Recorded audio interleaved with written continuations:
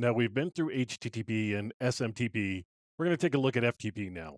The FTP port is going to be 21. So we're going to netcat into our 192.168.86.44 on port 21. Now you can see here that we've got a VSFTPD server and it's running 3.0.2. So again, we've seen the advantage of going directly to the port and trying to communicate there. Now, in order to log in, I can do a user here, and I need to specify a password. Now, if the FTP server supports anonymous FTP, you could just use user FTP or user anonymous. And then for the password, depends on what it is they ask you for. Sometimes they'll say, give me your email address. Just make something up when you specify the password. So now we can get the status of the server.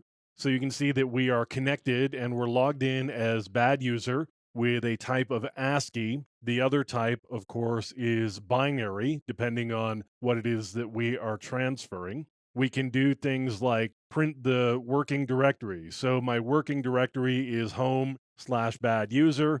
I can also do things like make a directory. So mkd bad directory. So now I've got a directory there. In order to change into that directory, I would change working directory. And then, of course, if I print working directory again, now I've got the bad directory. So I can also store information and I can retrieve information using these commands.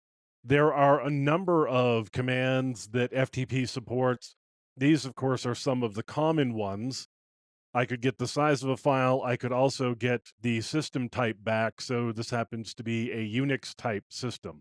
We've gone through logging in with FTP just using the raw FTP commands, not the same commands that you would use if you were connected with an FTP client. Those are going to be different. These are the raw protocol commands that the client is actually sending off to the server. And now you can use those very same commands by connecting directly to the FTP port and issuing them yourself, just so you can really see what happens when you are connected directly to an FTP server. You're not being filtered through the FTP client and only seeing what the client wants you to see.